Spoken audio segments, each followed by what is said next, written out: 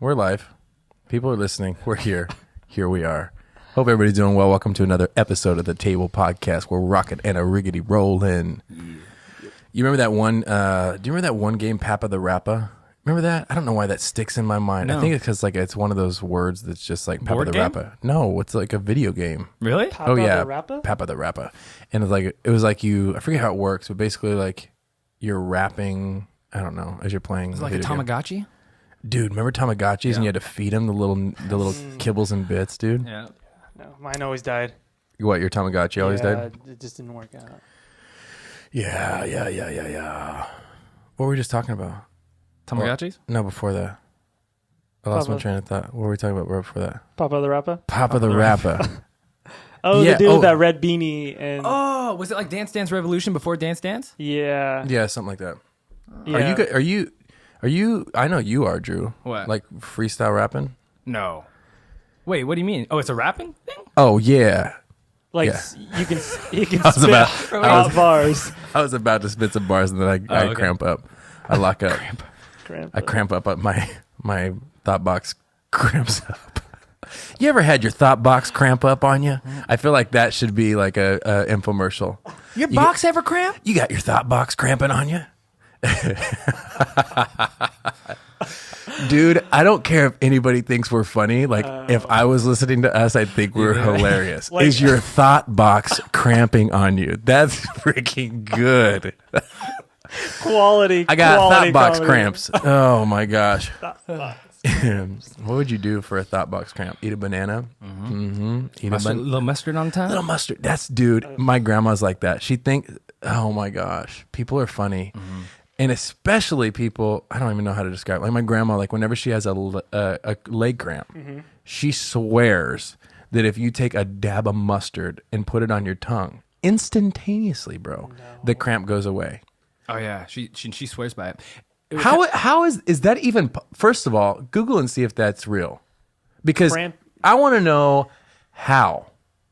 Like cramps, mustard on tongue. I think Google mustard on mustard on tongue cramps. Hey, you know what I bet it's like? It's like the celery thing. What? There's just sodium. It's just sodium and like. What? You know what I mean? Yeah, I'm on the celery juice thing though. I like that. How do you feel? Well, I feel good, but it probably could be the placebo effect. But hey, you know what I mean? If it works for you, then it works for you. You're getting a lot of green in you. Getting a lot of green in me. Yeah. Why mustard works for muscle cramps? Grandma is serious? Home remedies. Before drugs, there were herbs, spices, yada, yada, yada. I don't know, man. It says pickle juice works well, too. I don't know. It just seems like put it on your tongue and then all of a sudden my cramps are gone. Yeah. So if you ever have a thought box cramp, just get yourself some mustard. Oh, yeah. Why do we say mustard? It should be mustard. I feel like. Dijon. Dijon. Target. People say Target. Got to go to Target. Let's not get on that box again. We're thinking about doing ASMR videos. ASMR videos. ASMR videos. ASMR video. Here we go. Here's a little sample. You can subscribe to our other channel, The Table ASMR. Here we go.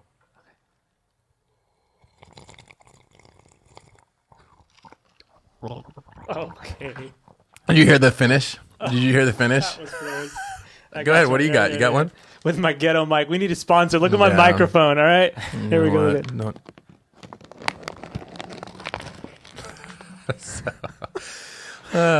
know what? It's funny because like people tell me that like ASMR is like therapeutic. Like I have a buddy of mine. They say that they played those videos to go to sleep. Oh. It's like a noise machine for them or something. Oh my gosh. Could you imagine that as you sleep? I watched something on Netflix about ASMR and there was like, it's basically you're in two camps. Like either it's therapeutic for you or it's like just disgusting. You're camping out one of two places. Right. Have you heard of that thing called like a mukbang or something like that?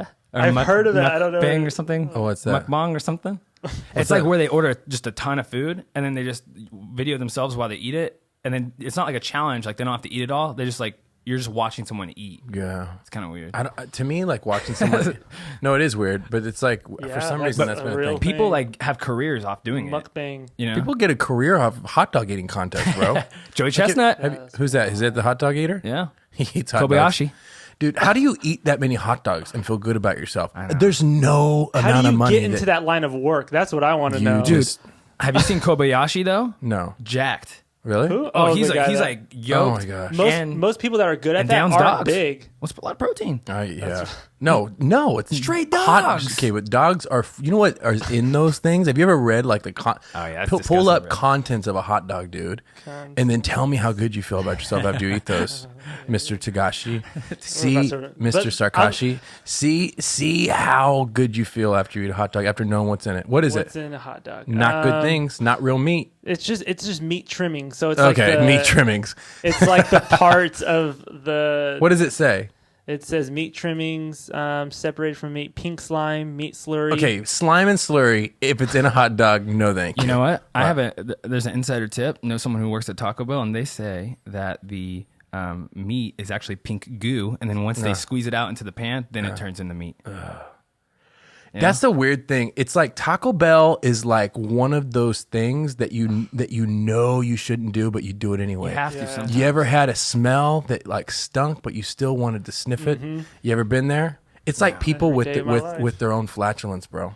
You know what I'm talking no, about? I don't do that. No, but you can tolerate your own flatulence. You can even take it. Oh God! You know what I'm saying? Take a good whiff of it. And it doesn't bother you. Put somebody else in the car. You know how disgusting it is to smell something like that? I'll never forget this. One time, I was reading my sister's. Remember 17? Yeah. What is that? The magazine? It's a magazine for probably teenage girls, and it was when we were growing up. And I was reading it, and it was like talking about. It was like, oh my God, like you could write in and tell like a story, you know. And it was like talking about how this girl got partnered up to work out and do sit-ups with a boy that she really liked, and as she was sitting up, she farted right on his face. And then there was another one, because I think the whole thing was on farts, and the other one was like, hey, like a true, like I'm telling the truth, like a something I would never tell you in person, you know. And it was like sign anonymous, when someone farts I actually smell it. Like I actually sniff, like that's so gross. There's a show on. That's so gross. When we get a sound. That's so sound bite gross. thing. We're gonna have that on there for so sure. gross. That's so good. Hey, real life story. I remember being in freshman in high school, and I won't say her name, but I remember we were in physics class, physics AP. I was taking physics AP, which I had no business being in that class. But there was this girl, and she was actually a real pretty girl in school. Like a lot of the guys liked her, and she was one. You know, a lot of people like do weird things. Like when I've never understood it, but like if you're sitting in a chair, you put your leg up on the chair while you're sitting there. So like if you're watching, you can see this, but if you're not, it's gonna be awkward. But you have your leg up on the chair like this, right? And she's writing, bro. Good looking girl, normal girl. And we're sitting there, and it's quiet, and the teacher's teaching, and then all of a sudden you hear, Oh my God! and I look over at her, and I give her a scowl. She looks at me, and she goes, shrugs her shoulders.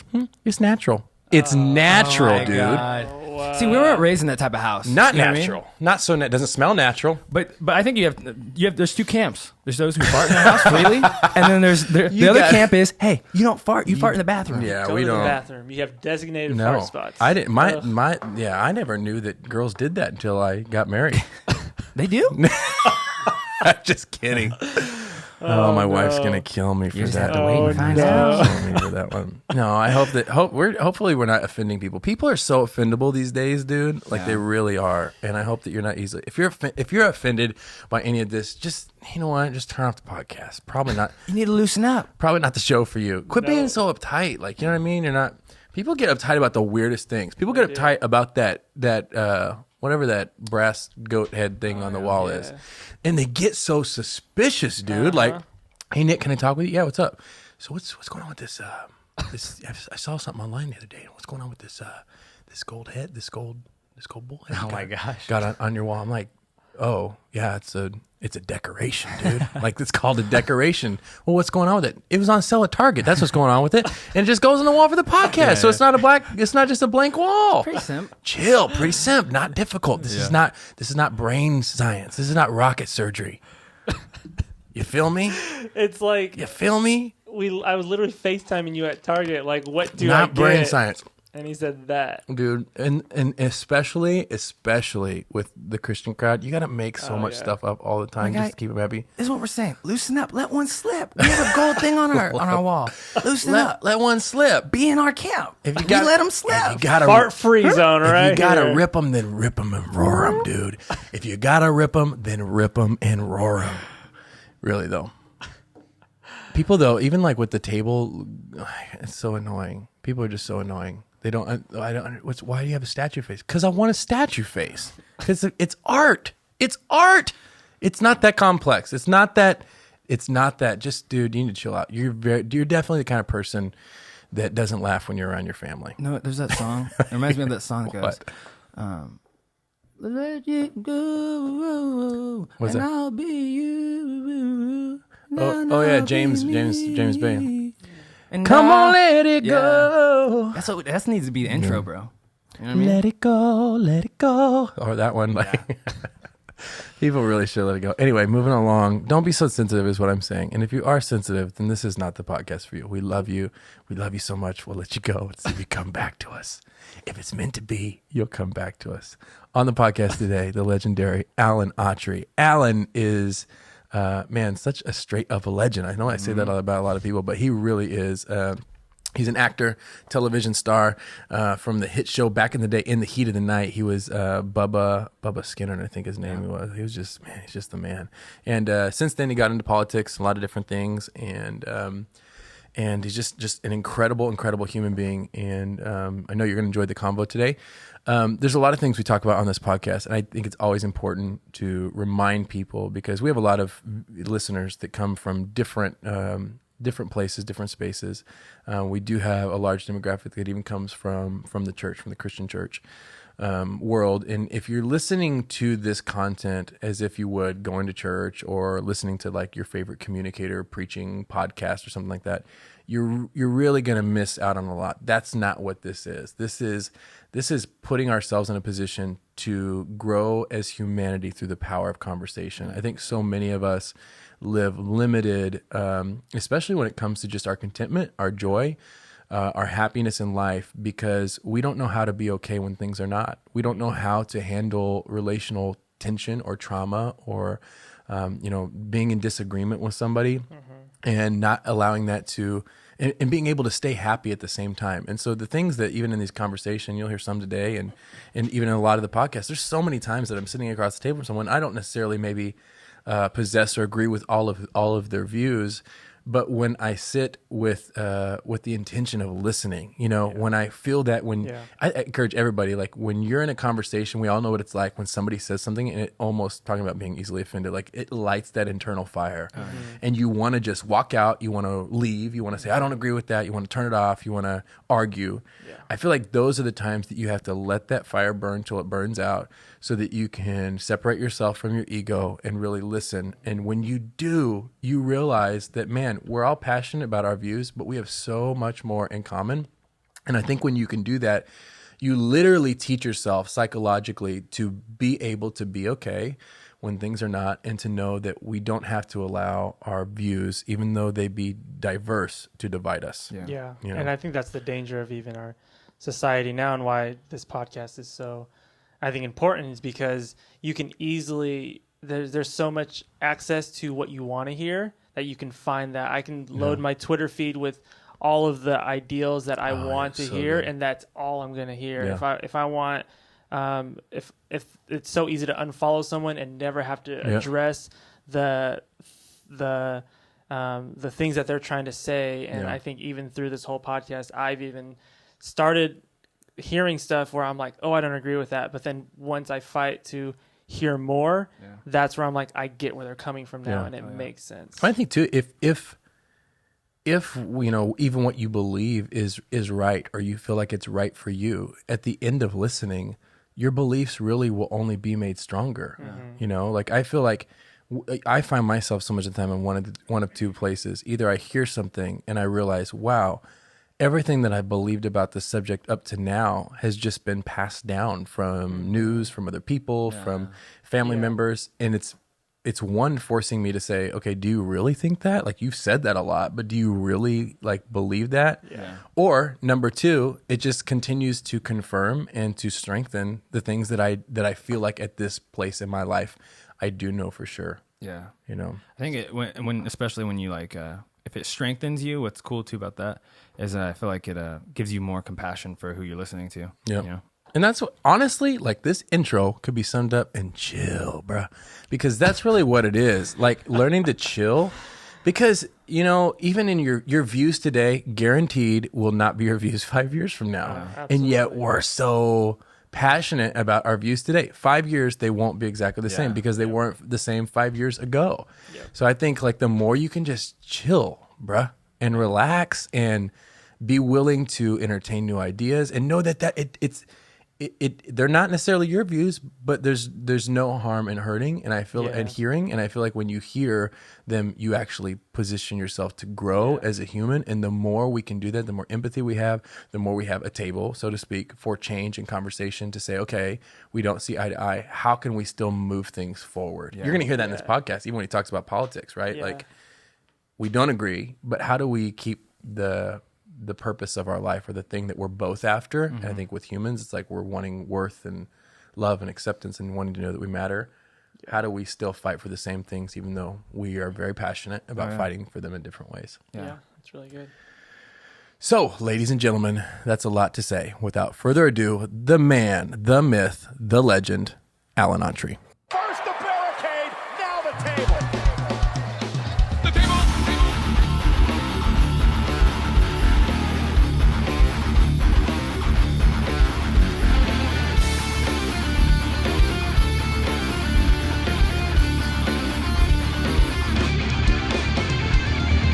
What was that show about? You wanted to do a radio show, or they asked They you, or- approached me, you know. I just out of the mayor's office, you know, and I wanted to take a leg sale. I'm not doing anything, you know, just kind of get right with him. Yeah. And asked me about it. And it was great, but it's a lot more work than you think. Why so? Why? You just got to prepare. Oh. Were You you know, writing it was all a your political stuff? talk show. Yeah. Well, they have these guests coming up and everything. You got to write your opening, Yeah. you know, all that stuff. And yeah, this is work, man. You were doing- Wait a minute, I wanted to unwind here, you know, and you leave it 5 days a week. Paid me good. But, yeah, I was kind of glad when I finished up the contract because that's not one of my gifts. Yeah. What, radio? Radio is not a gift. I Really? got a face that's made for radio, but everything else didn't fit. You know? So you were riding the wave of politics? Well, I was an interest. You know, I was interested in you know what goes on. Yeah. You know, but yeah, there's a lot more to it than that. You know, it's just like Sean Hannity says, everybody wants to do a radio show number 1, but what do you do on show number 500? Right? Sustaining it. That's still the truth, though. Right? It's all exciting. Yeah, you're done on Monday. Oh, it's for Tuesday. Yeah. Exactly. Yeah. Obama's got to get it together. Right. Yeah. Well, I know. how many times can you say that? I know. And people, I mean, And I wouldn't run him. I had disagreements, but I wouldn't get personal with anybody. But I'd get these calls. And, why don't you tell it like that? I said, well, I'm kind of in what I think it is, you know, because I don't want to string him up. Was and that his intentional? brother. Was that intentional though? Like not going in, not picking sides, or not going? Well, no, I would pick a side if I felt like pick a side. Like if it mattered. Yeah. You know, it's like in the faith world. You know, I'm not gonna. You know, if somebody says that Jesus is not the way, the truth, the life, and no one comes to the Father but to them, I got to make a stand. Right. In it. But if somebody is the Sabbath on Saturday or Sunday, I'm not going to get in a knocked out drag out over that. Right.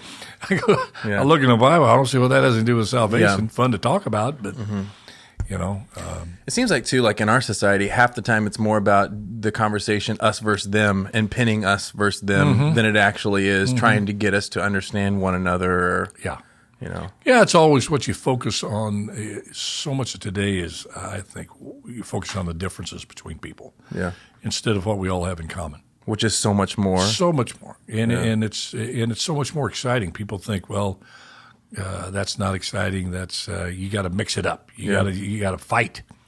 You know, and the problem is today's day and time in the political world. I don't honor what I'm seeing by call it fighting, because Paul talks about fighting the good fight. Yeah.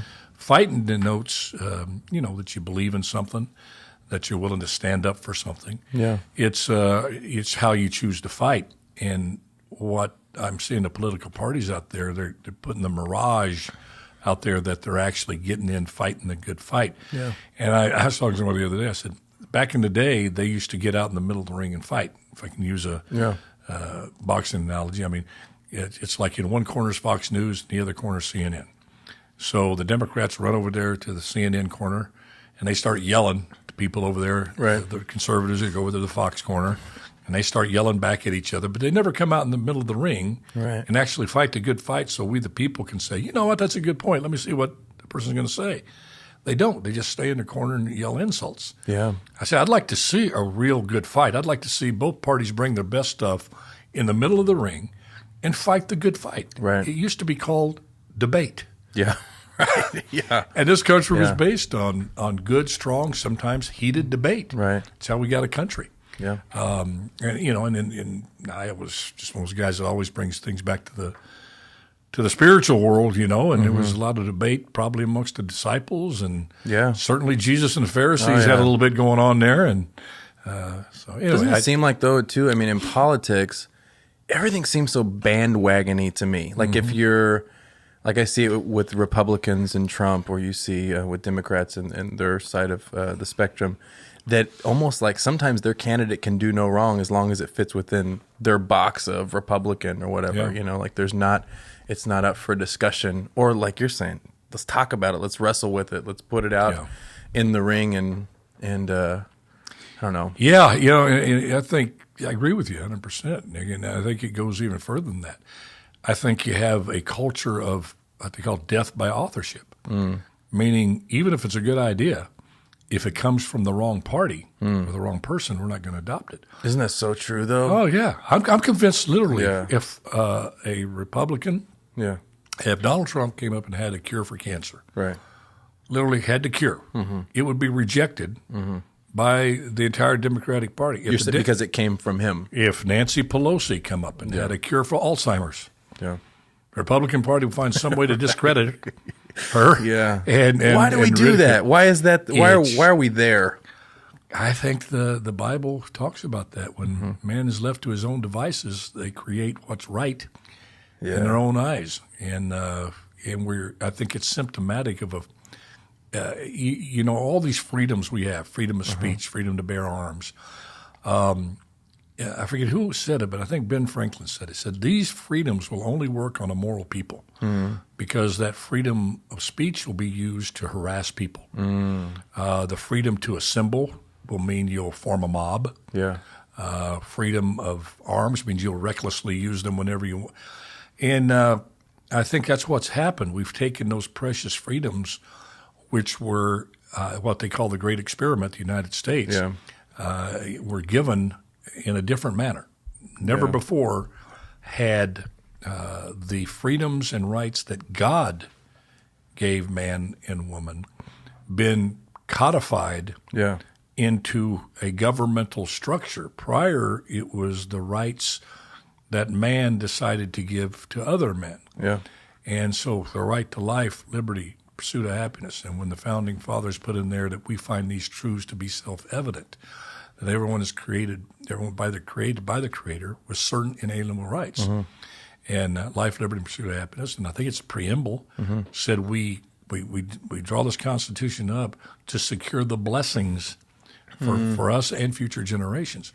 So when you take those God-given freedoms and start imbuing them with fleshly mankind, you get chaos. Oh, and you see it, right? You get chaos. Yeah, exactly. Because people said, looked at America. Look, it's not going to survive. All these different people, different backgrounds, but what's held us together is those God-given rights, and that's why when you take God out of the public square, you're in trouble. I'm all for separated church and state. Yeah. It's funny, too, because but separation of God from state is disastrous.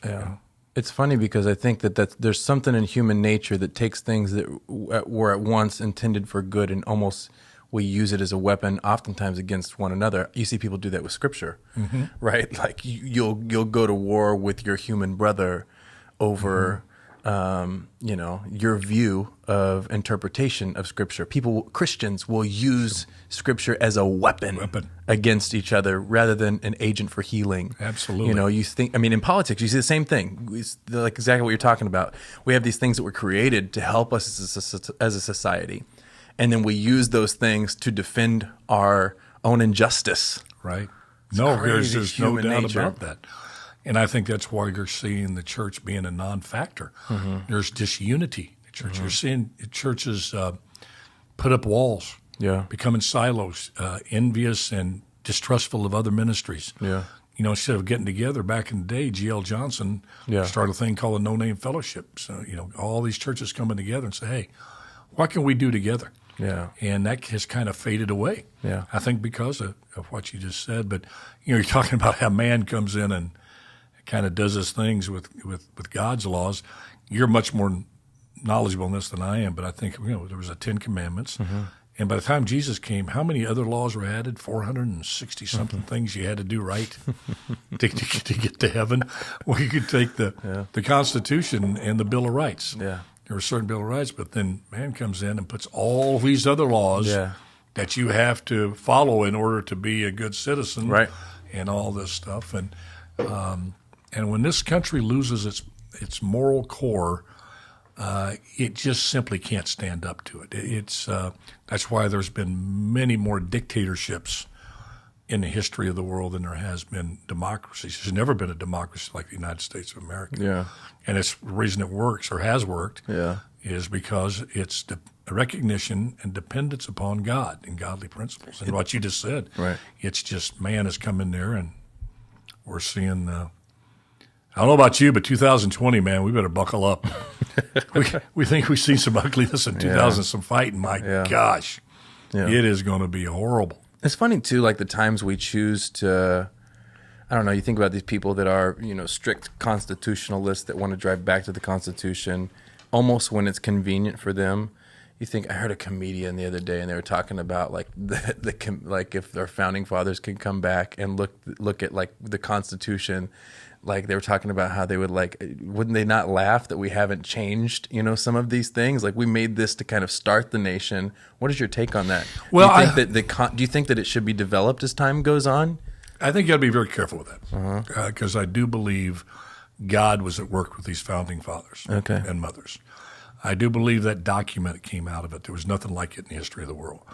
Now, what a lot of people don't know is that once independence from Britain was attained, and now that was like a country formed, it's like Robert Redford in The Candidate. This puppet goes along and they win the election and he gets in the limousine, looks at his handler, and goes, now what? Yeah. So you had all of us who win independence, now what? Well, we got to form a country. And they were heading towards the structure that would inexorably and logically lead to the creation of another king. And Alexander Hamilton was the one that started out with having a You're strong, saying we were heading towards that? Oh yeah, Alexander Hamilton wanted a strong central government for all the states. Now Virginia, Jefferson, those other guys wanted to keep state rights very, very strong. Yeah. So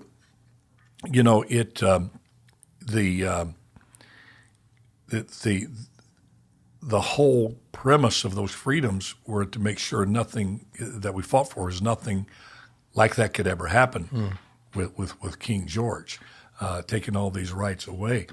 And so the right of free speech is pretty evident. I don't think there's really need to be any kind of evolution for the better with that.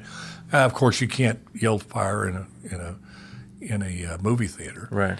And I think if you go down, if cool minds and logical minds and strong moral minds and hearts get together and look at that Constitution, I think you'll see where there was room for it needed to be some things in there changed. For example, they knew, Washington, Jefferson, who owned slaves, knew that slave ownership was like poison to all the other stuff in there. All men are created equal. Right. All men. Then you call a slave 3/5 of a man. Right. So they knew that. Women's right to vote. That needed to happen, these certain amendments. But they also put some absolutes in there. And the Second Amendment gets a lot of play. Yeah, yeah. Because people, Well, the especially in today's climate, right? right. And I think that one is the real hot button issue because some people say, and I happen to agree with them, if you don't have a Second Amendment, government historically has abused power, and you will have that First Amendment, freedom of speech, freedom of religion, all that taken from you. You have to be able to protect yourself against abuse of governments. But I also don't think it meant that, that you should be able to park a tank in your driveway. Yeah. That's my arms. Well, I think that's a ridiculous notion too. There's a certain amount of assault weapons and things that, in the wrong hands. So that could do some evolution. I'm all for a Second Amendment, don't get me wrong. Right. So I think it's just thoughtful discussion, Nick. We're not having that in this country on the Constitution. Well, because everybody wants to be right. Everybody just wants it to be done their way. Exactly. What I think is so interesting about human nature is a lot of the times that I've been in even passionate disagreements with people that are close to me, whether it be friends or family members, we're both fighting for our side of the mountain. But when we stop and say, what is the outcome we're looking for? It's like, well, we're looking for, whether it would be safety or whether it would be security or whether it would be acceptance or whether it would be feeling like I matter. We're fighting for the same destination. We just had different ways of getting there. And I think sometimes if we could just slow down to have the conversation to say, wait, we're fighting for the same things, we could almost have more productive conversations of being able to wrestle and toil with our opinions to find out where they could maybe, cross intersect to find better solutions. Absolutely. And the problem is, early on in our development as a country, we weren't as spoiled. Yeah. We're spoiled now. What do you mean? What do you mean? We are absolutely spoiled now. You cannot starve in this country. Yeah. And back then you could. Now, ignorance can keep you from starving. Yeah. If you don't know where to go get food stamps, or you don't know to go to the right, because there are people that are starving, but people, those are they're ill-informed. It's there. I have not seen to this day, other than those tragic instances where people have been kept slaves in a home, in the basement, and you find them and they're all emaciated. Right. I've never seen an American kid or put forth that lived in a region that you look at them and they're emaciated like they are in the Congo. So determining what those outcomes that bring us together that are big enough to override our differences, that we say, hey, if we don't work together, none of us are going to eat supper tonight. right. Okay. Back in the Depression, Yeah. people came together. They call it a barn raising. You didn't have to go out and get a permit or this and that. A family needed a barn raised. All the other families got together and they helped raise the barn. So I think, there's a saying that I came up with. I said, in good times you can lose your shirt. In bad times, bad economic times you can lose your shirt. In good economic times you can lose your soul. And I think not having that consensus on what is important enough to hold us together is critical to the survival of this country. Yeah. And I think that's what you're talking about. Case in point, I had because of my position on marriage, I think that marriage between one man and one woman was a holy union that preceded the Constitution. I think to redefine that is not something we had the right to do. Now that statement got misinterpreted out there, all here in Fresno, and I happen to love the gay community. Right. One of my best friends, Howard Rollins, on Heathen Night was gay. Gay people in my own family. Yeah. So, and they know that I would literally die for them, family. Okay, but that got out there when I was married, and I got an invitation to speak at a local group. There was about 300 people of the gay community there, and a young man, I'm ashamed to say, I've got his name there, blonde-haired kid, great kid. He's like late 20s. Invited me to come there to get a question and answer, a grilling. Wow. I knew what was coming. And my chief of staff recommended I not go. A lot of people says don't go there. And I said, why? I'm going to go in there because I love everyone. Yeah. And they're getting a half truth. I'm getting to the point we're talking about, but it's kind of as an illustration of my life how this.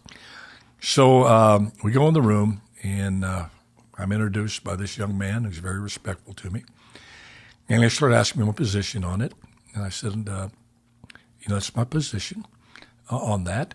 I'm for civil unions. I believe that anybody wants to partner up in life. I said, that wasn't reported. Wasn't hear a little murmuring out in the crowd, which would have put me way on the bad side of many of my conservative brethren for civil unions. In fact, I think it's for anybody who want to partner up, to make it through life, business-wise and whatever you want. I'm open to that, whatever that looks like. But I said, in terms of my faith, I think I can't sit here, and I'm not going to be one of these two-faced people. And then there was a guy who had been shipped in from, I found out later, wasn't from Fresno.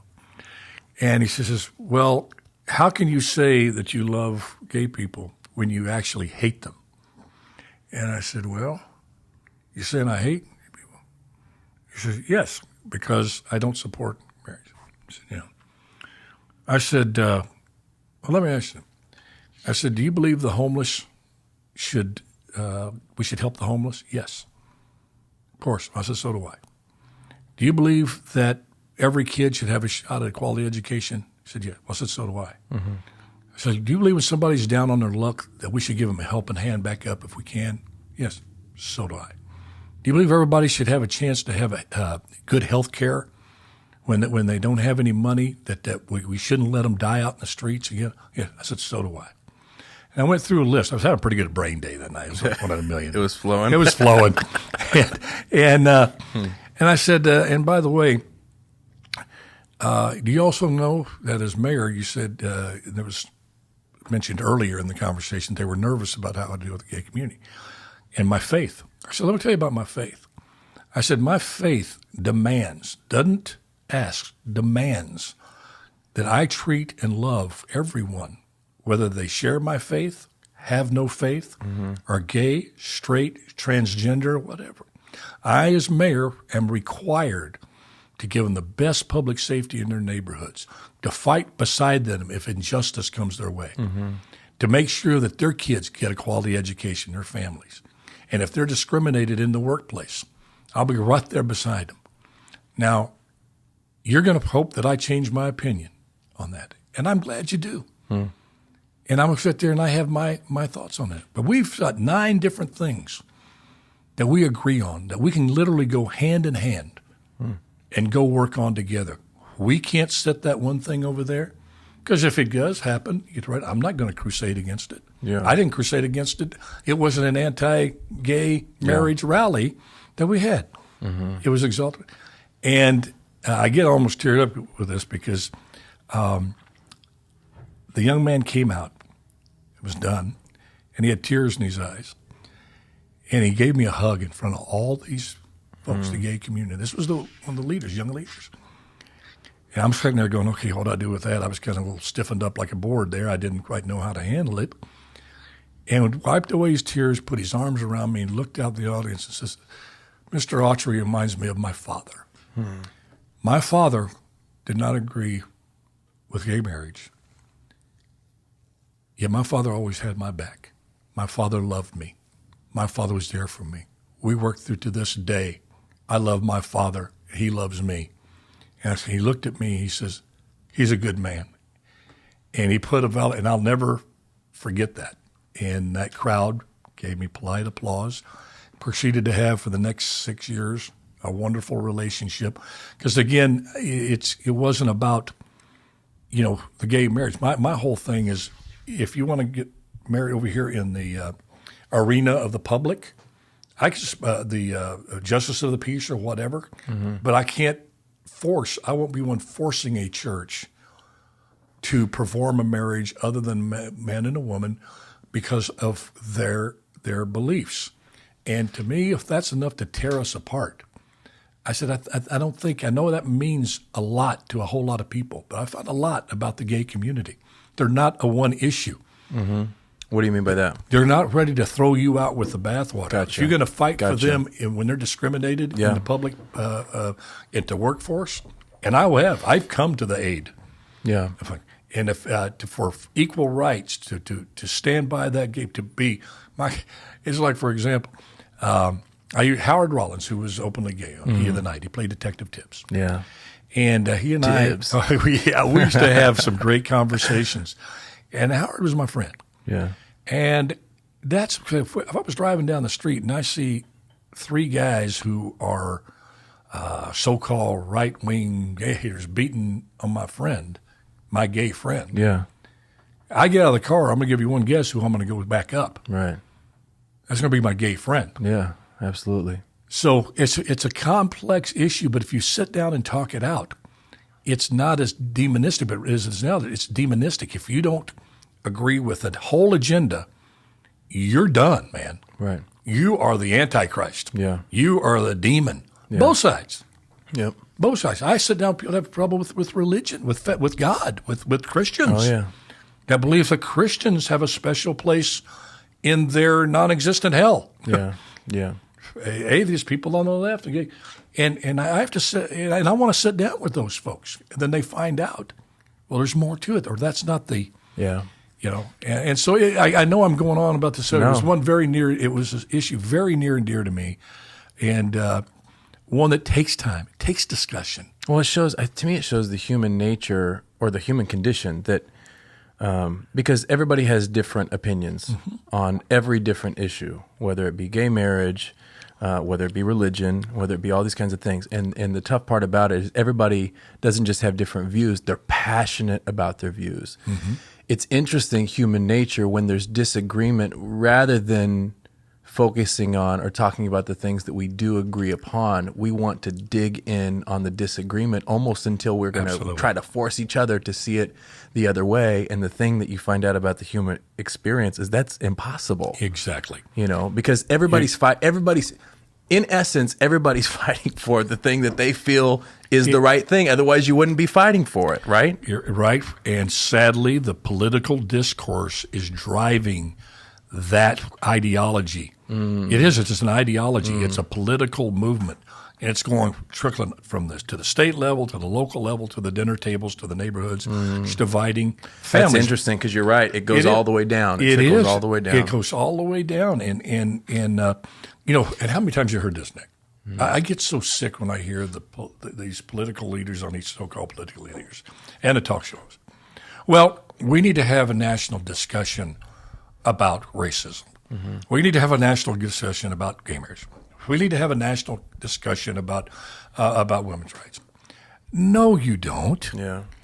Your idea of a discussion is we're going to sit down. I'm going to tell you what I feel, and if you disagree with me, you're an evil idiot.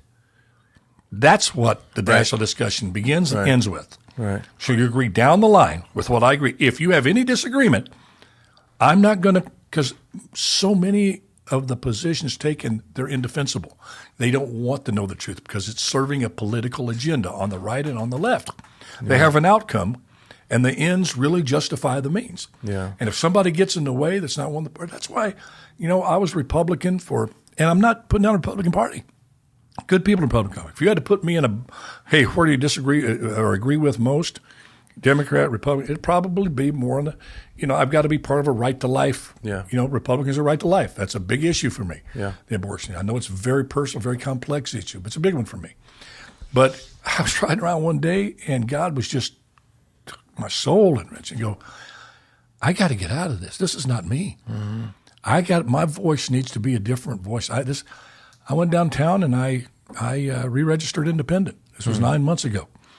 And it was like a 2,000-pound freaking piano came off my back. I felt I'd come home, man. Wow. Yeah, because I don't want any political party doing to members what they're doing. Nobody's going to tell me to jump and how high. Well, it's basically putting you into a box. If you choose this affiliation, then you better. And if you don't fall in line, they don't just leave you alone. You will be punished. They call, if you're running for office, called being primaried.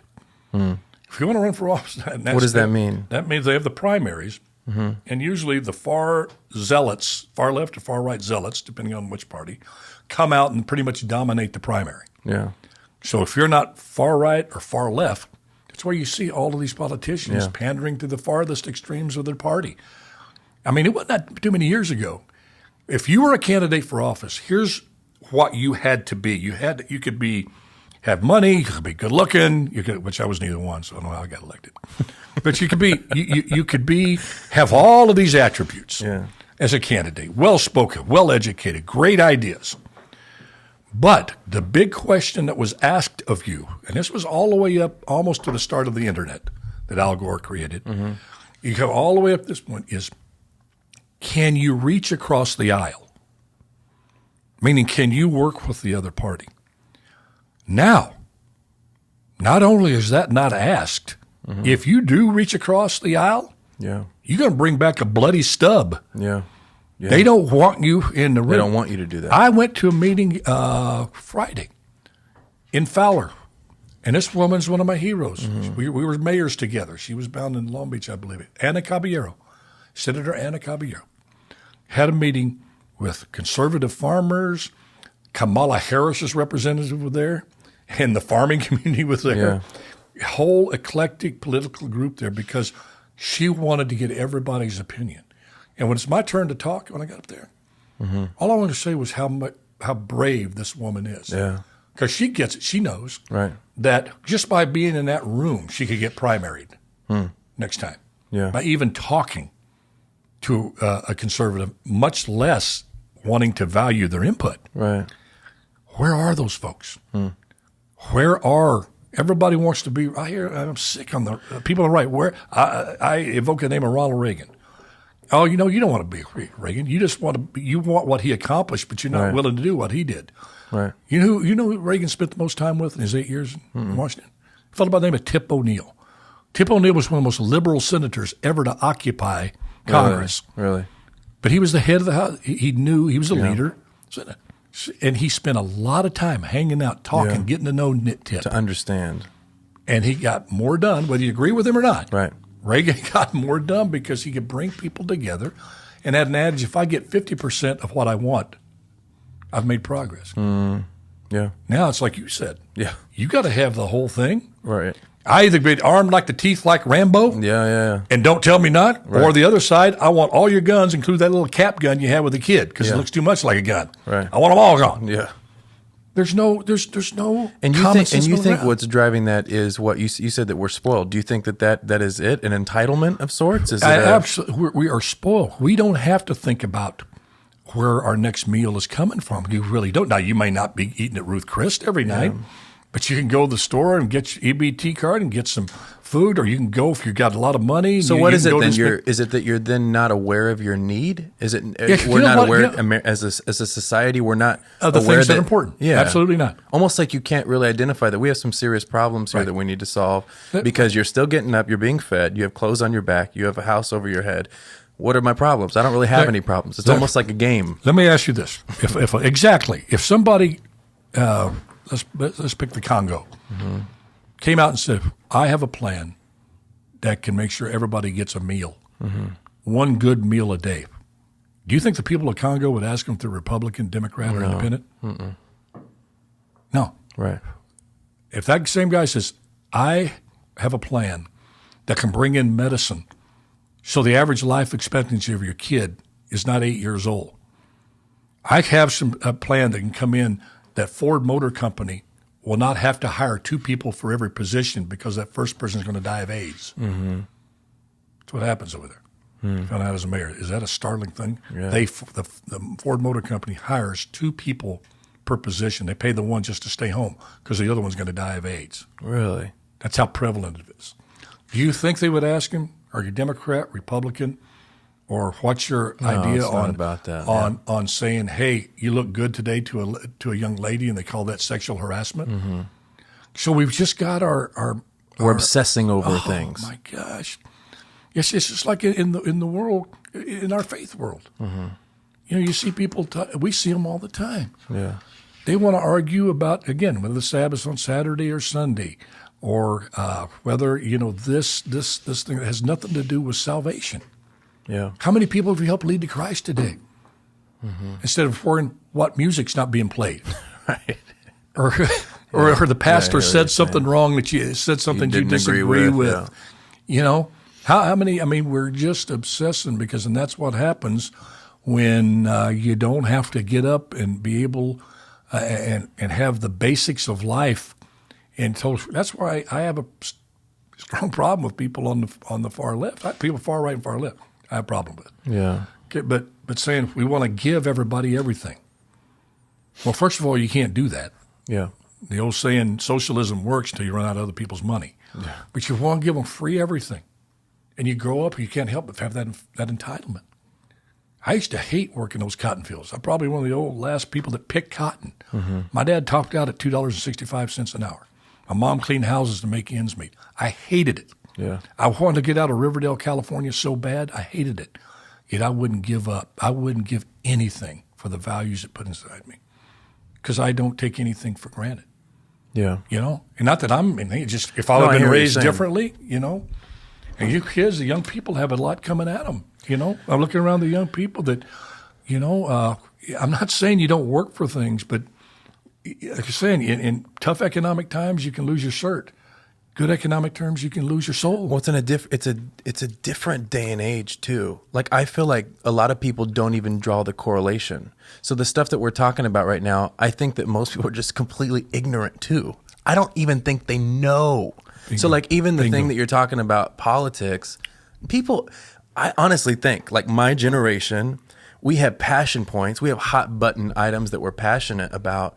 But I also think that there is a great side that we view politics in a lot of ways as it's entertainment in some ways. You know, it is a game. It's something to occupy your time with, because it's not used necessarily to solve your basic needs. Because, like you're saying, for most people, not everybody, we have problems. I mean, we can talk about healthcare and how hard life is, or how, you know, we're struggling to make money, but we have something. There's something that we can be grateful for that we do have.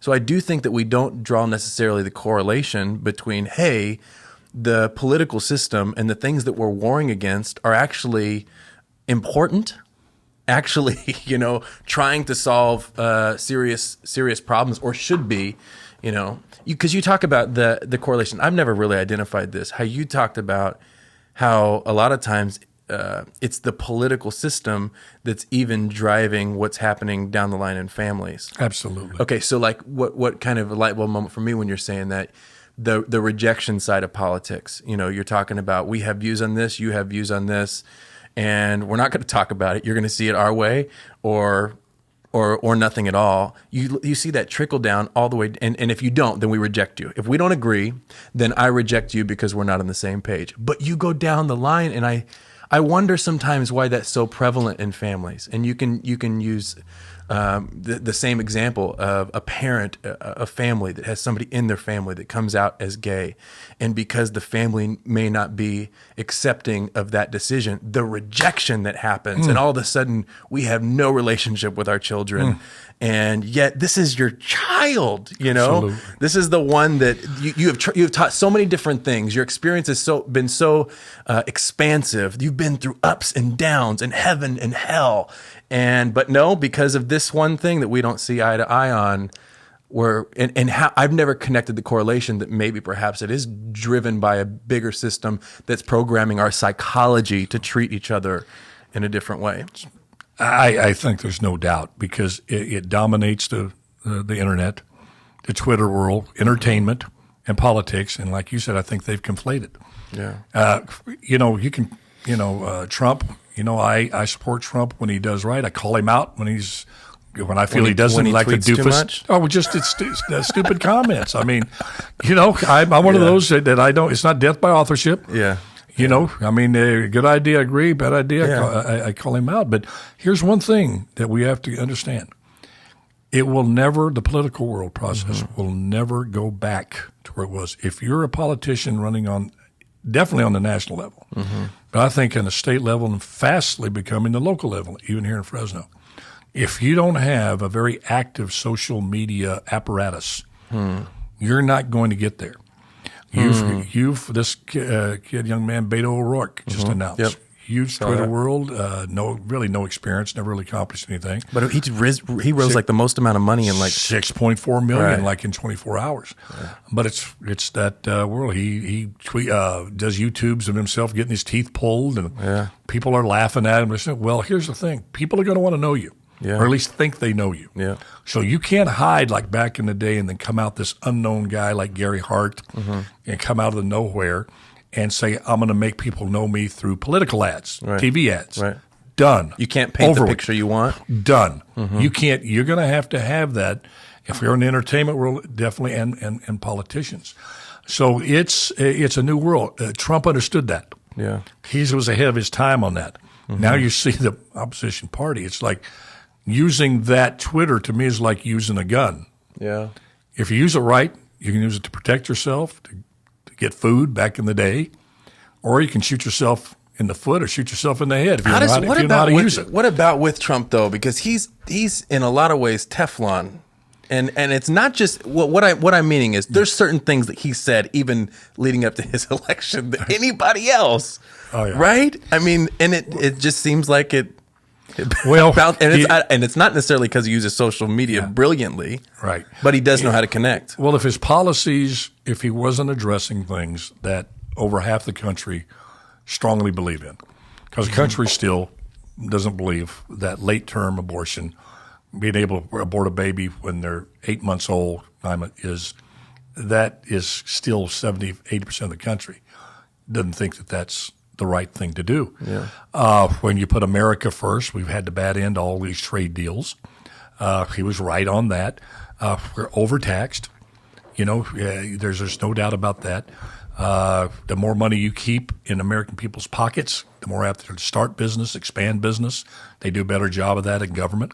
History has proven that not only here in America but around the world. So, do you think people are looking less? If he would have failed on those things, yeah, he wouldn't be Teflon. Right. So they would be all sticking to it. But they're looking less for perfection and more for policy and more for things that actually progress our society. Is that what it is? Yeah, and I think they're missing.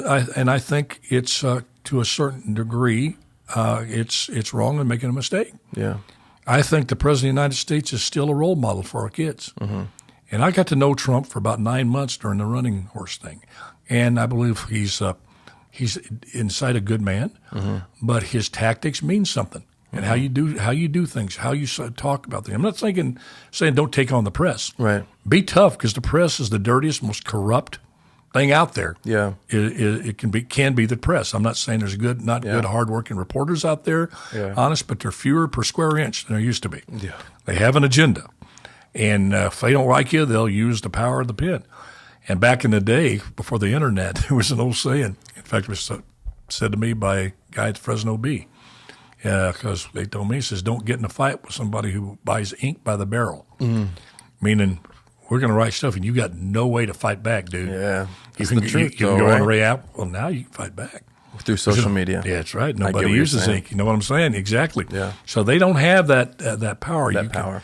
Which is something we're all getting used to in the political climate as well. Yeah. Don't you think people are learning to? Well, it seems to me that they're learning that you can't just buy everything that is put out, and I think that we're acknowledging that if you dig deep enough in anybody's dirt, you're gonna find something. I find that as people have not conspiracy, but controversy after controversy after controversy.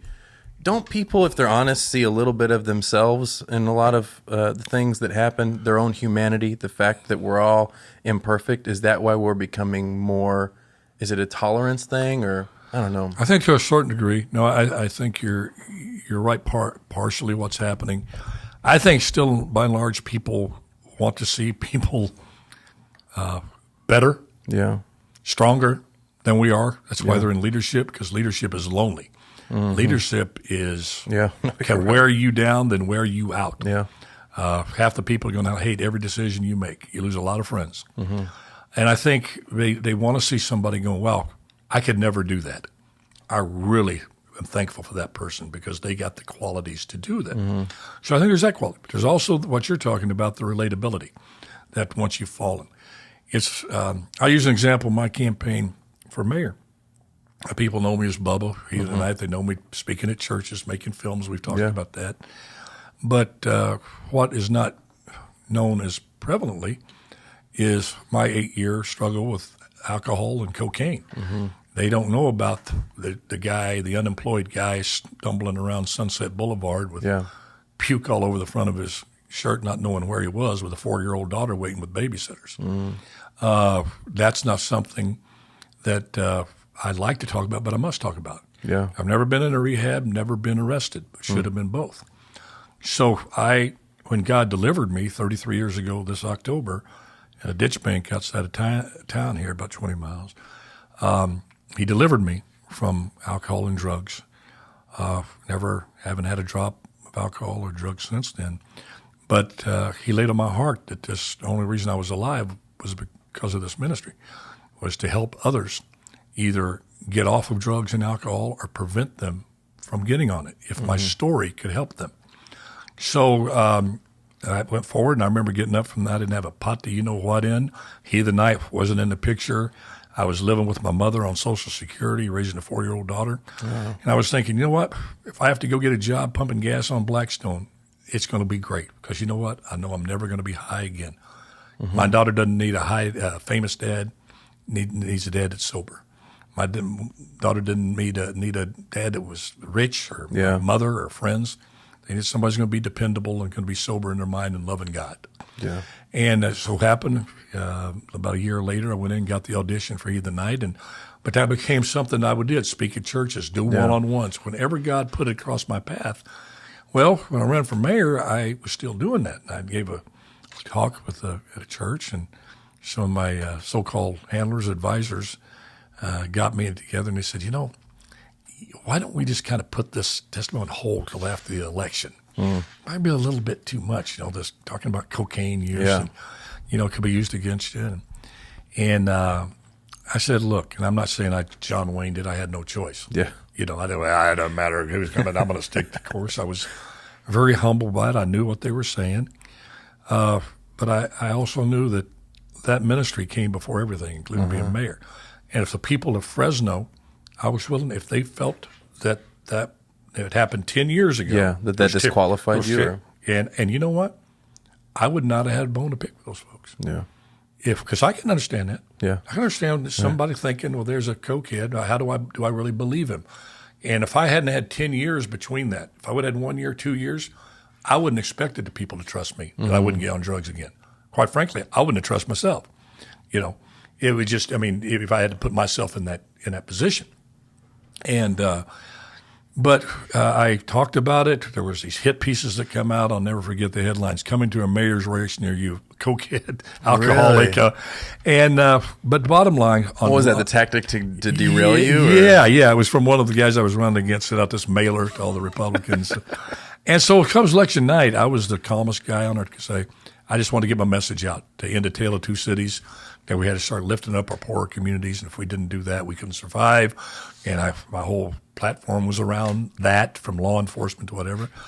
And so I was ready to party for, hey, if we could have won by a little bit or lost by a little bit, won by a lot, lost by a lot. Nothing would have really surprised me. I didn't know.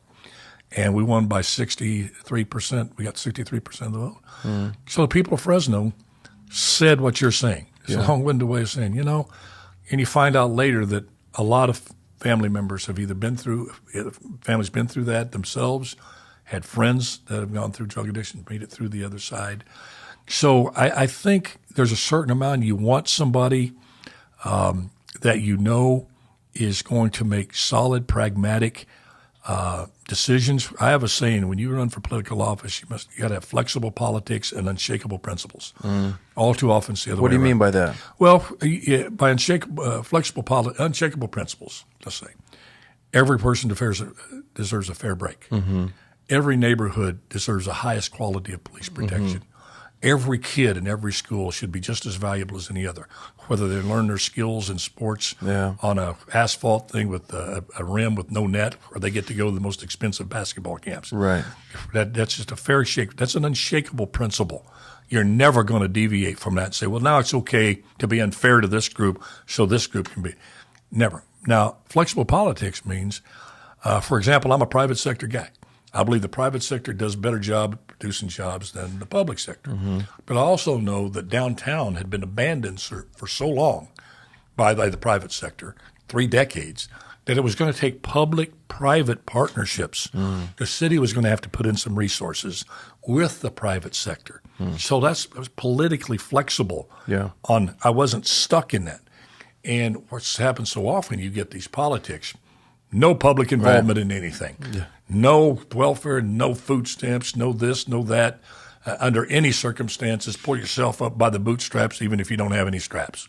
Find some way to get your boots on. Dadgummit, I did when I was a kid. Back then, I had no boots. Yeah. and so I think you just have to know what are your unshakable principles that you're not going to move off of. Yeah.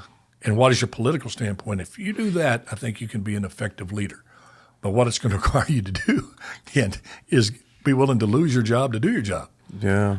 Because in this case here, a developer comes into your office and says, hey, I want this development. You say, well, I don't think it's in the best interest of Fresno. I've done my research on it. Not in the best interest of the whole city. It's only going to benefit a few. Well, you know who I know. Mm-hmm. Don't you try to run for re-election again. You're going to be toast.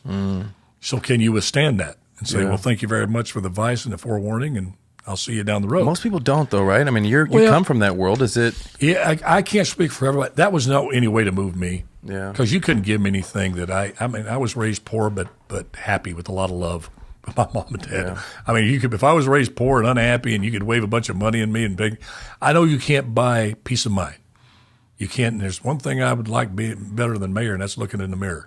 Because I'm ugly enough as it is. If I look in there and see the ugly guy and the guy that's dishonest and selling the city down the thing, I wouldn't sleep. Because I like to do one thing better than me, being sleeping. I love my sleep, Nick.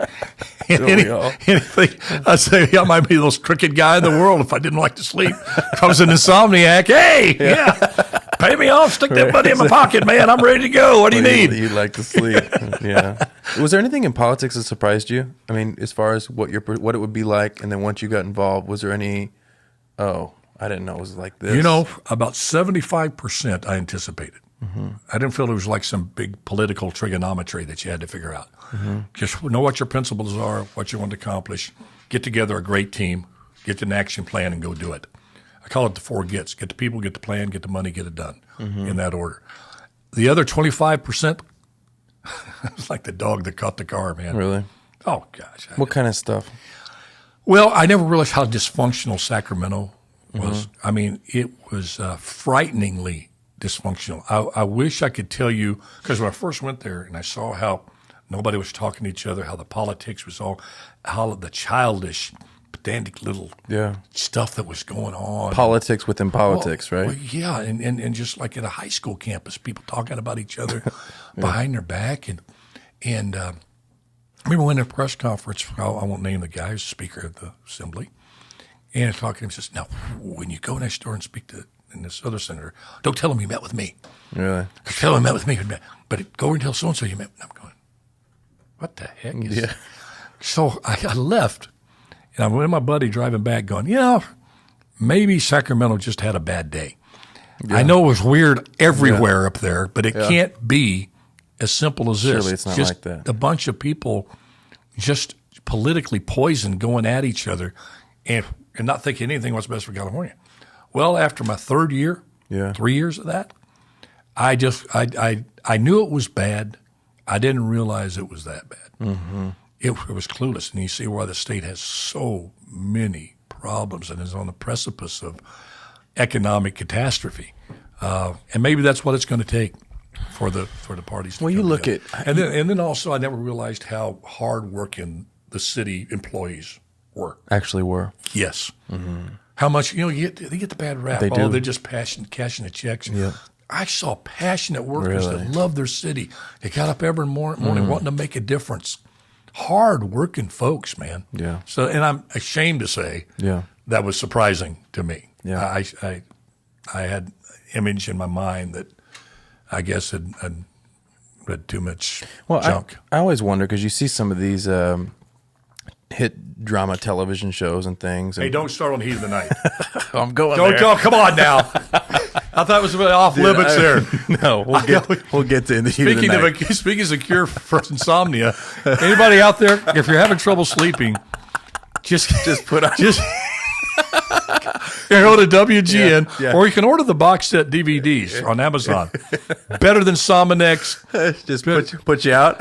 Just watch that 15 minutes with me on the screen. You're out. Give yourself some more credit. That was a good show. But you see in I mean, it's super trendy and a huge part of what people are interested in. The shows that show corruption within politics, and I think all of us would like to say, "Oh, no, that doesn't happen." But at the same time, I think we go to bed thinking, you know what? There's probably more of that than we think. The politics within politics, the power struggle, the bidding pieces. Whether it be, I mean, you see people that they don't really care about immigration, but they'll use it as a token to get what they want in a different area. Do you find that some of what we see on TV is actually true? Oh, it's actually absolutely, because it's about power. People want to have power over other people. They get their jollies off on that. They feel comfortable that it's just a thing about human nature. We could go back to the garden. Yeah. It was a power thing. Yeah. The enemy said, you'll have the same power as God. And then Adam did his thing, gave in, and I just think it goes back to that. It's not about coming up with solutions. If that happens, if something nice happens along the way and you're able to do some public good for some folks, then that's okay. But it's about keeping that power. Right. Otherwise, you wouldn't have, and I'm not picking on the Democrats. It just is because I'll pick on the Republican. I'm an independent. Yeah. But in Chicago, you have, 2,700 murders last year, and 99% of them are African-American young men. And you don't call attention to that. Yeah. You don't go in there. Act like it's not an issue. And it's simple. You could get rid of it tomorrow. You got to, even if it calls bringing in the National Guard, you get those drug dealers off the deal, get them in prison so they can have a nice prison ministry like Bill Glass visit them, and you get them off the streets, and you make the streets safe for these young kids to go to school. Then you start investing in those schools, and you start encouraging churches to come in. Yeah. Chicago used to be one of the most heavily faith-based areas around. Yeah. And the local pastor had a lot of influence in those streets that are now totally controlled by the drug dealers. Yeah. He used to be the pastor. They're not there anymore. Well, you talk about that, and I think about, it's kind of the whole crux of the conversation is these problems that we're talking about. It's not brain surgery here. There's ways to solve these problems if we'll keep it about the problems, but it's been so polluted by other things, by the power, by the desire to be right. At this point, you said there's no stopping a lot of ways that fast-moving train. What do we do if there's no fixing it through politics? What is our role as citizens? What is our role as Americans? What is our role as humans to attempt to put the pieces together, or to do our best? Well, you as pastor know better than most anybody about leadership. God's how important that is to God. Leadership and godly leadership. We've lost that in this country. Billy Graham, for many years, was someone who was on the scene. There were faith-based organizations, Christian organizations that worked together, and politicians felt like they needed them.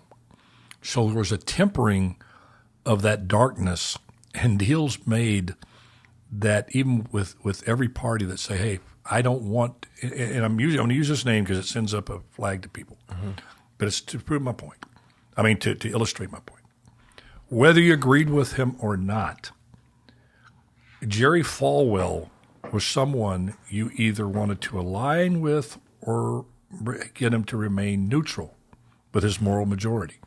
He was able to get enough Christians together to say, look, when you're doing your platform, you're conducting your policy, the issues of abortion, religious freedoms, all those things are important to us, the Christian community, empowering the churches to let us go out and serve the community. Don't restrict us.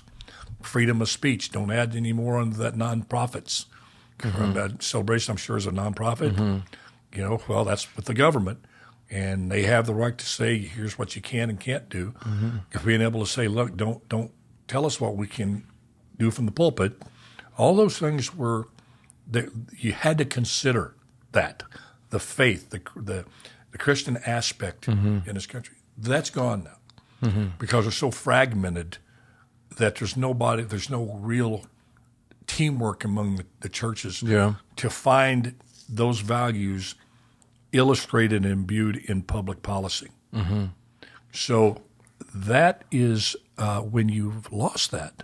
As people of faith, we know that you're either God-driven or it's not. There's nothing going to work out in the long term because greed does not lend itself to a charitable heart. Mm-hmm. It just doesn't. Yeah. Power doesn't lend itself to humility. Yeah. And those, you can go on down the line when the pursuits of man start being what you're basing a country on, its days are numbered. Yeah. Our Bible has showed us that. You know, when this country was built on those principles of freedoms that God gave us, a recognition of God, and this preacher, Mr. Whitaker, I believe was his name, and people can Google him out there. And I started this story and just got sidetracked, but when we're heading down the founding fathers are heading down the same direction as the king. He called George Washington, all the leaders together, and said, if you do not give this country to God, if you don't do it this point in time, recognize God. Mm-hmm. And some people think that's the only reason George Washington agreed to be the first president, is because he knew that Reverend Whitaker was correct. And the first thing he did before he took office was he prayed in the St. Paul's Church in New York City. I visited there during 9/11, shortly after 9/11. Now, we have to know that meant something to God, because we know when the nation of Israel gave itself to God and was obedient to God, the blessing of God was on them. When the nation of Israel started going their own way, they wind up splitting. So he had Israel and Judah, and he warned them, you're going to have these countries come around. And I don't think I'm being some right-wing religious wacko to say, you got a country called China, which is a godless country that's economically everybody wants to be. Well, do you really want to be them?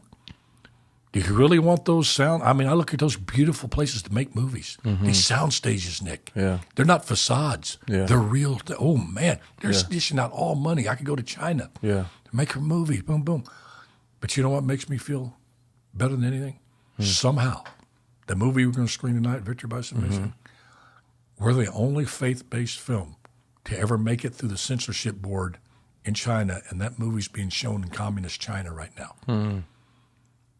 A Christian movie, and that was prayer. This distributor came to us from China, said, I think I have a friend on the censorship committee. He's a Christian. Yeah, because they don't allow that. They don't. You have to address it up nice, and as you see the film, it's an unabashed Christian film. It doesn't hit you over the head with a 50-pound Bible, but it's.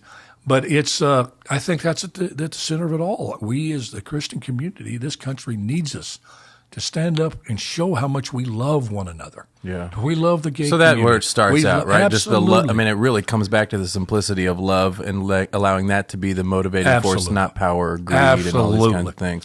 If we could start there, then hopefully we could shift some of the narrative of our society. Exactly. Set aside our arrows. Love more, hate less. Absolutely. As cliche as it sounds, it really is. Well, it's the simplicity.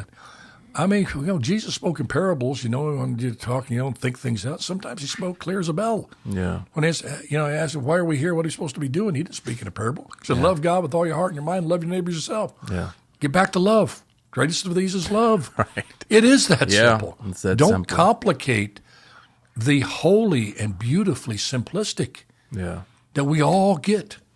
He didn't mean it to be confusing. Yeah. Just get it. To dumb guys like me can get it.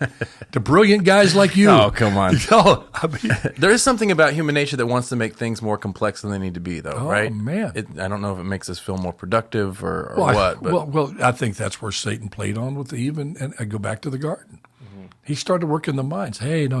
He's not, you're not going to die. Yeah. You're not going to die. Yeah. They were thinking, I'm going to eat it and die physically, but we know what it meant. Mm-hmm. You're going to go down a path that your soul is going to die. Yeah. But he started working on their greed, their power, their lust for power, not just the lust for each other. Yeah. I mean, it is that simple. And we, it was the faith-based community. It was, you look through our most difficult times in history. it was good, godly people that God raised up that led the way. They paid a very tough price. Yeah. From the founding fathers, with George Washington and the men of faith that were there. You go through to Abraham Lincoln, when the country was formed, he put a good, godly man. My God, what he went through. Lost 13 straight elections, I believe it was. Had a kid die while he was in presidency. Had a wife who was mentally unstable. They were marching caskets across by his office every day. The dead. They just let the South go. Mm-hmm.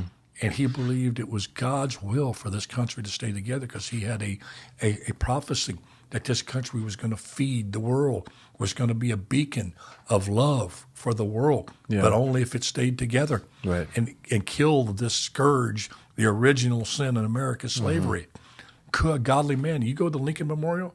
Have you been there, Nick? Yeah, I have. See what's on that link? Yeah. It's his second address, and it's like a sermon. Yeah, it's incredible. You look during the civil rights unrest of the 60s, Martin Luther King, raised up by God, a man of God, to get us through this difficult time. And you look out, Reagan, John Kennedy, even with his faults. Yeah. Well, you look at Scripture, that's what God does best, is use people with faults to accomplish his purpose. So it is simple, man. All you need is love. Come on, you sing better sing, Alan. You better All sing. you need is love. Let him have it. Why did you even get into politics? I felt that's what I was supposed to do. Really? That God's calling. Yeah. Because you were, acting. Well, let's talk through. You played in the NFL too, right? I had a great career going until they put me in. You played for the Packers, right? The NFL stood for not for long for old old Carlos Autry here. I forget your first name is Carlos. It is, man. Here's a story on that. What? My dad, who I didn't meet till I was 28, because he was really? When he wasn't drinking, he was great. When he drank, he was a monster. Mom took me away from him when I was 11 months old. But he was. They used to go to Republican rallies and get in fights. Him and my uncles. And he had this one guy who was running in 1952 named Carlos Spate. Mm-hmm. And he loved him so much he named me after him. I think he got about 150 votes out of the entire state. But my mother named me Alan after Alan Ladd, an actor. Uh-huh. And I'll be danged if both of those names I wind up being a politician and an actor. I didn't know. How funny is that? Just funny as that, man. But I don't know what got me on that. What'd you ask me? I don't. What was I talking about? Hey, by the way, hashtag Nick Han. Follow me on Instagram. Follow him on Instagram. How come you don't have At Instagram? Nick Han. You don't have an Instagram, do you? I'm an old fool. I need to. Yeah. I got to get out there. I might run for office. How are we doing on time right now? What time is it? 5:37. 5:30. Okay, we got to wrap up pretty soon. I want to talk about In the Heat of the Night, and we can wrap up there. Because that only was, if you sing the theme song. No, come on, I sing a little no, love. I'm not going to sing it. Hey, but I did a Beatles song, which was going to cost me half of my Christian followers. Come on, I sing one of them John Lennon songs. I know. Isn't it funny how weird culture? I knew Hollywood's going to get a Autry. Well, wouldn't people say if you play the Beatles songs backwards, like on the radio? Remember all those crazy things? Oh, yeah. Conspiracy theories. Those aren't new. But when you, what's the song? Hugh O'Connor, God rest his soul, loved it. That was, what is it? The one that, Imagine. Oh, yeah. That's really, you listen to it, it's a nice melody, but man, you want a song to lead you to hell, man. But you feel good till you get there, Uh-huh. How many of the In the Heat of the Night guys are still around? A lot of them? Are they still acting? Or they? Well, yeah, David Hart is, Anne-Marie Johnson, and some of the supporting cast. I'm still kicking around. But Carol's gone, Howard's gone, tragically from. He died of a drug overdose. Who was that? Howard. Okay. Hugh committed suicide. He had a bad bout with drugs and alcohol. The monkey got on his back and he couldn't get it off. And Carol died of a broken heart. I always say that when Hugh died, he stopped living. His heart just stopped beating 7 years later. It was just really it was sad to see the progression each year. But that's what addiction does. Yeah. And I'll never forget loading him up. I was one of the pallbearers and thinking to myself, God, why am I not in that box and why isn't Hugh loading me up? Because we were both doing the same things, and I never could have given Even an at that answer to time, so you were both in the, you were No, I was. you were I was clean 2 at that years time. sober, Okay. 3 years sober. But you had been doing that. That was your journey. Yeah. Why didn't it end up like that for me? Because I never could get an answer to that till Arnie Jacobson, a preacher, told me. He says, the only one that has an answer. I don't know if it's right or not, but I'm buying it because the only one I ever heard. Yeah. He says, because you had people praying for you. Mm. And I thought I did. I had a praying mom, praying family, and Hugh really didn't. They were kind of, his mother was into the mysticism stuff. Do you have a picture of him when he was in the heat? Hey, I was young. I needed the money. Picture of what? Look at that guy right there. I was young and needed the money. Oh, you know what picture you had, Nick? Come on, man. We have those too, but we won't. We won't do you dirty like that. Come on. Well, look at this picture. Okay, so this is like one of your iconic pictures here. I actually watched them in the heat of the night the other night. My wife and I were watching it, just reminiscing. When you look at this picture, what's the biggest difference between that guy and this guy at this table? $35,000 a week. Back then, a week. Okay, That's a big Gosh. difference.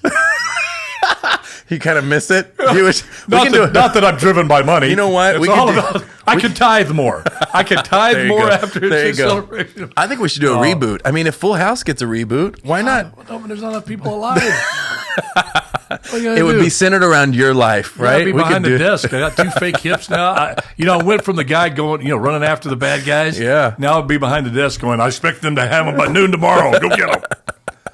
But yeah, that brings back a lot of memories. And I look at that as one of my favorite pictures because, is this a podcast? I don't know if you can see the picture or not. But it's kind of, I can't even remember who snapped it, but it's kind of me. And I look at it, I'm just saying thank you to all the people that, gave me a career that I don't get all sappy and everything. But, this happened to me when I was 34, 35. Yeah. Just a little further down the road. I didn't have much of anything going till this show. Because that was your break, right? It was a break, and people kept it going. They kept it going. The sustainability, we're talking about, and just the things that people come up and said to me. How, there's an old saying in the business when you're trying to get it really good, that you don't want to be full of yourself, and you say, "Hey, let's just get this done because we're not curing cancer here."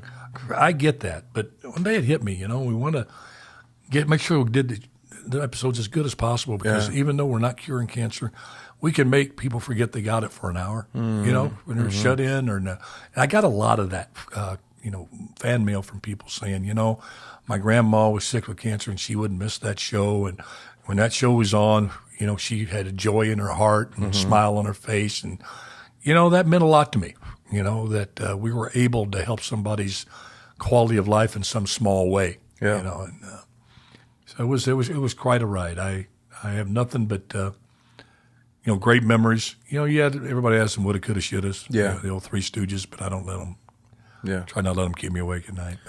When I look back on a conversation you and I had one time, I was asking you a bunch of different things, but one of the things that you said that stuck with me, because especially in the heat of the night, you did have your break and got the thing that a lot of people are looking for that they would call success. And I remember asking you, how do you define success? And like instantaneously you responded and you said, success is finding peace in your life. Like that was just instinctual, almost like knee-jerk reaction. I remember because you said it so fast, it's like lodged in my brain. Like success is finding peace in your life. For you, how have you found that?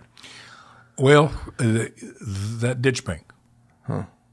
That's part of your story. Your story. 33 years ago, because I had known it but wouldn't admit it to myself that I never felt like I measured up.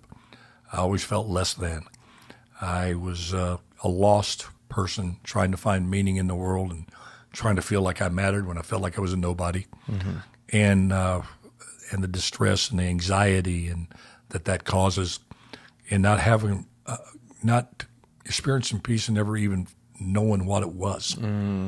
So I knew it wasn't what I had in me. Yeah. But I didn't know what it was. Yeah. Okay. I knew I didn't have it. Yeah. But I didn't know what it was. Because you hadn't experienced it. I hadn't experienced it. And when I got up from that, because I didn't have anything that the world thought mattered. In fact, I was a total failure. But when I got up from my knees after bawling my eyes out and asking God to speak with me, to first of all, let me know that he's real. I had to level with God for the first time. I had to tell him, I don't know if you're there. Yeah. So I have a lot of doubt. Sometimes I don't even believe. I want to believe, but I'm going to be honest with you, God. And he answered me in a big way, and I just felt that burden of addiction, that scourge of addiction come off of me. And I knew I was never going to be high again, that the things that really mattered in life, number one, that I mattered because God said I mattered, and that I couldn't earn from life only what he could give, can't earn what only he could give. And then I said what life was all about, and that was loving God and loving others. And I felt that peace for the first time, and it's never left me. Sometimes it gets challenged. Yeah. You know, you go through the struggles of life, but I was able to instantaneously be around alcohol and not be tempted. Yeah. Help my buddies. So it's peace, man. I wouldn't give that up for anything. What do you say to the person that's in that position that you were? That I don't know that I've ever experienced that. How did they find that? Cry out to God. Keep asking. Keep talking to Him. It's simple even as if that. Even if you don't believe it, it says if you have a faith of the mustard seed, you can say this mountain be moved. So that means even if you go, Autry said, just cry out to me. I don't believe him. Yeah. I think it's far fetched. I think it's crazy, but I'm just going to do it. Yeah. Just to see. Yeah. That's the faith of a mustard seed. Yeah. Because if you had no faith, you wouldn't do that. Yeah. I'm convinced of that. I think that's what the mustard seed is. If you do it to prove me wrong, if you just do it because you have no belief that it's going to be there, you keep talking to him. Just keep doing it. Keep talking, because he'll find you. Yeah. You're looking for you. God, even if not looking, he's looking for you. Just like the prodigal son. Yeah. That's all about Jesus looking. He left and he was looking out and he saw him coming miles away. The woman with the coin, that's looking. The Jesus said, "Who would not leave the 99 and go find the one lost sheep?" Yeah. He's looking. He's there. He's looking at you. He's searching for you too. Yeah. And just keep doing it. And God is a God of His word. Because I don't know why I kept what little mustard seed faith I had. But just be honest with Him. Be honest with God, and He'll be there for you. You can't run Him off. That's what the Psalms were all about. I don't feel you, God. I don't think you're here. Yeah, that's right? very true. I mean, a lot of them are like that, right, Oh, Nikki? yeah. Oh, I mean, but it says, but I know you're there. Yeah. It doesn't feel like it. You got to be So there. just, I think Jim Valvano said it best. Never give up. Never give up. Never give up. Keep asking. If you're out there and you're having your bout with drugs, or you have, just keep fighting. Keep asking God to come in your life. You're wearing off that cocaine, that speed, that heroin, and you're getting next day. Just keep asking God to lead you out of that. Go to that church. Go into that church, and just sit there and let God work on you. Yeah. And if you have a family member, pray for them. Yeah. Because I think that's I'm buying what Pastor told me. Yeah. I think the only reason I'm here in front of this mic is because I had people praying for me. Yeah. And you didn't. And I'm probably going on and on. People may have wished. No, it's so good. I appreciate it. Thanks so much for stopping Nick, by. thank you. I love your pod vodcast. Podcast, whatever you got it a is. whole team here, man. We do. Those guys are great. They're killing it.